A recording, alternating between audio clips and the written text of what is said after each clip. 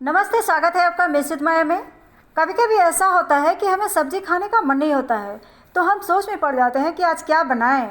तो उस समय या तो हम राजमा बनाते हैं या छोले बनाते हैं। लेकिन आज की वीडियो में हम बनाएंगे बहुत ही आसान तरीके से राजमा कोफ्ता करी। यह एक बहुत ही स्वादिष्ट डिश है और इसमें हम कम से कम मसाले का यूज करेंगे जो कि हेल्दी भी हो। तो आइए आज की स्वाद से भरपूर और टेस्टी राजमा कोफ्ता करी बनाना शुरू करते हैं। तो सबसे पहले हमें चाहिए 1 कप राजमा 4 से 5 घंटा भिगा हुआ, और इसी के साथ 3 हरी मिर्च, 1 इंच अदरक का टुकड़ा, 2 लहसुन की कलियां। तो अब चलिए राजमा, हरी मिर्च और अदरक लहसुन को पीस लेते हैं। इधर मैं पहले से पीस करके रखी हूँ ताकि वीडियो ज़्यादा लंबा ना हो। और अब इसके अंदर कुछ मसाले डाल देते हैं। 1 बड़ा चम्मच बेसन, 1 बड़ा चम्मच धनिया पत्ती, 1/4 छोटी चम्मच हींग, आधी छोटी चम्मच जीरा, आधी छोटी चम्मच अजवाइन क्रश करके, 1/3 छोटी चम्मच हल्दी, 1/4 छोटी चम्मच गरम मसाला, और अब लास्ट में 1/3 छोटी चम्मच नमक डालकर इन सभी चीज़ों को अच्छे से मिक्स कर लेते हैं। अब कोफ्ता के लिए मिश्रण तैयार कर लिए हैं, तो चलिए अब इसे फ्राई करते हैं। तो इसके लिए एक पैन में तेल डालकर गरम कर लेते हैं। इधर मैं पहले से गैस पर तेल गरम होने के लिए रख दी हूँ। तो अब ये तेल गरम हो चुका है। तो अब हम मिश्रण में से इस तरह हाथ से छोटे छोटे कोफ्ते एक बार में जितना आ जाए उतना पैन में डाल देते हैं।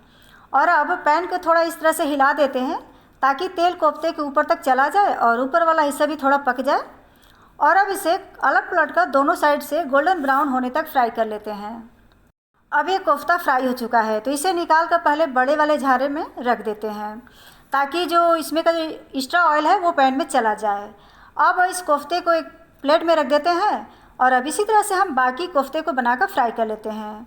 अब सभी कोफ्ते को बनाकर फ्राई कर लिए हैं, तो चलिए अब इसके लिए करी बनाना शुरू करते हैं। तो अब इस पैन को एक साइड में रख देते हैं और अब एक दूसरा पैन गैस पे रख कर गर्म कर लेते हैं। अब पैन गर्म हो चुका है, तो अब इसके अंदर 1 बड़ा चम्मच तेल डालकर गर्म कर लेते हैं। और अब इसके अंदर कुछ खड़े मसाले डाल देते हैं। आधी छोटी चम्मच मेथी दाना और आधी छोटी चम्मच जीरा डालकर इन्हें हल्का सा भून लेते हैं।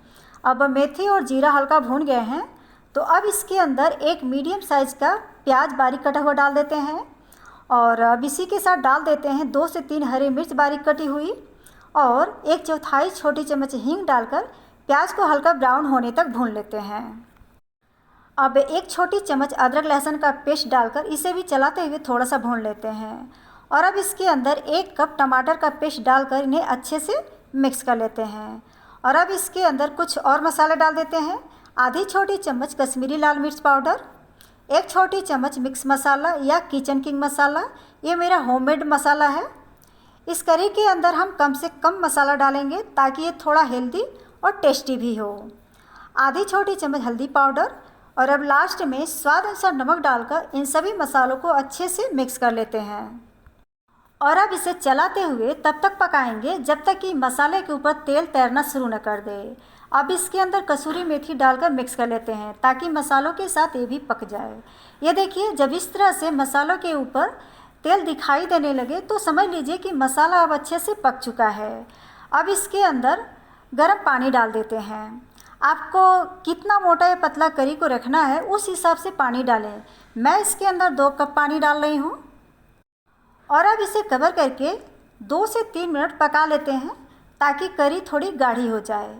अब 3 मिनट बाद करी को चेक कर लेते हैं। तो अब करी पक चुकी है, तो अब हम गैस को स्लो कर देते हैं और इसके अंदर 2 से 3 चम्मच दही डालकर अच्छे से मिला लेते हैं। अब इसके अंदर ये कोफ्ते डाल देते हैं और इसी के साथ थोड़ी धनिया पत्ती डालकर गैस को बंद कर देते हैं और इसे कवर करके 1 से 2 मिनट ऐसे छोड़ देते हैं ताकि कोफ्ते करी को अपने अंदर थोड़ा पी सके।